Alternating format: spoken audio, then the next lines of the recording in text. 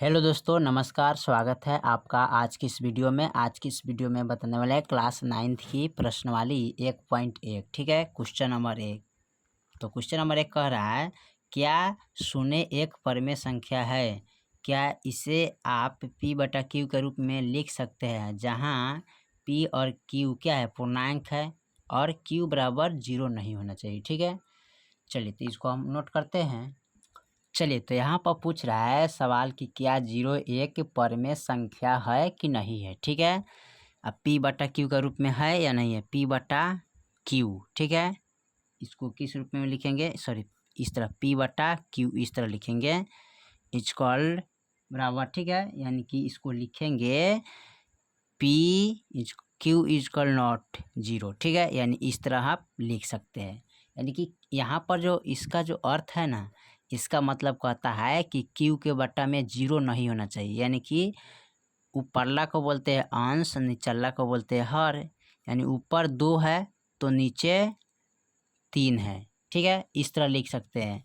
लेकिन यहाँ जो है ना, 0 बटा में नहीं लिख सकते, 2 बटा 0 इस तरह नहीं लिखेंगे। ठीक है, अगर 2 बटा 0 लिखेंगे तो ये आपका परमेय संख्या नहीं होगा, गलत हो जाएगा। ठीक है, होगा कब, इसी को उल्टा करते हैं, 0 बटा 2 ये आपका परमेय संख्या है। ठीक है, तो ये वाला आपका सही है और ये वाला क्या है, गलत है। ठीक है, तो 2 बटा 0 अगर लिखते हैं क्यू के रूप में 0, यानी कि क्यू नीचा हर में अगर 0 लिखिएगा तो आपका परमेय संख्या नहीं होगा।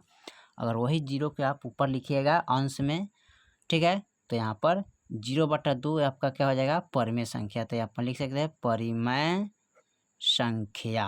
ठीक है, तो यहाँ पर लिख लेगा अतः 0 एक परमेय संख्या है। ठीक है, यहाँ पर लिखेंगे अतः शून्य एक परिमेय संख्या है जिसे p बटा क्यू के रूप में लिखा जा सकता है। ठीक है, इसको लिख सकते हैं p बटा क्यू के रूप में। ठीक है, चलिए उसके बाद देखते हैं, यहाँ पर क्वेश्चन नंबर 2 का दे रहे हैं 3 और 4 के बीच में 6 परमेय संख्या ज्ञात कीजिए। ठीक है, तो चलिए इसको निकाल लेते हैं।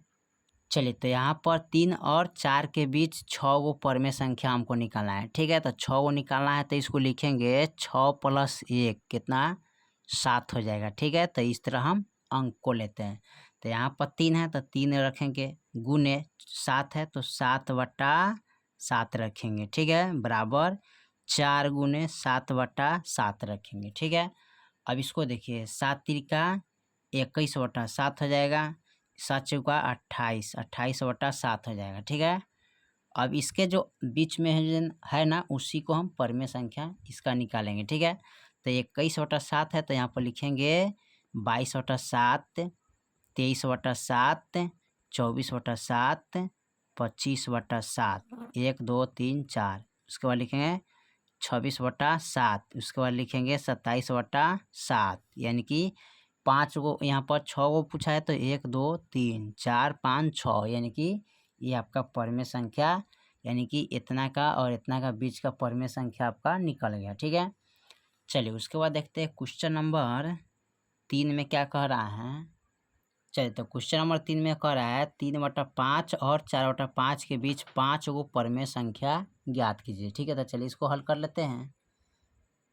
चलिए तो यहाँ पर क्वेश्चन नंबर 3 को नोट कर लिया है, कह रहे 3 बटा 5 और 4 बटा 5 के बीच 5 गो परमेय संख्या निकालना है। ठीक है, चलिए तो यहाँ पर 5 है तो 5 + 1 कर देंगे तो कितना आ जाएगा, 6 हो जाएगा। ठीक है, तो 6 लेंगे तो यहाँ पर लिखें 3 बटा 5 गुने 6 बटा 6। ठीक है, बराबर यहाँ लिखेंगे 4 बटा 5 गुने 6 बटा 6 लिखेंगे।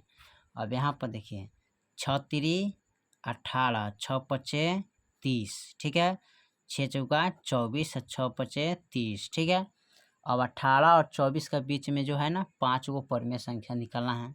तो 18 के बाद कितना अंक आता है, 18 के बाद 19 बटा 30, 20 बटा 30, 21 बटा 30, 22 बटा 30, यानी कि 23 बटा 30 हो गया। 1 2 3 4 5, ये आपका 5 गो परमेय संख्या निकल गया। ठीक है, तो इसी तरह आप परमेय संख्या को निकाल सकते हैं। ठीक है, चलिए क्वेश्चन नंबर 4 में देखते हैं क्या कह रहे हैं। क्वेश्चन नंबर 4, ठीक है, चलिए क्वेश्चन नंबर 4 में नीचे दिए गए कथन सत्य या असत्य के कारण साथ अपने उत्तर दीजिए। ठीक है, प्रत्येक प्राकृतिक संख्या एक पूर्ण संख्या होती है तो सत्य है। ठीक है, यहाँ पर लिखिएगा प्रत्येक पूर्णांक एक पूर्ण संख्या होती है तो असत्य है। प्रत्येक परमेय संख्या एक पूर्ण संख्या होती है तो ये भी असत्य है।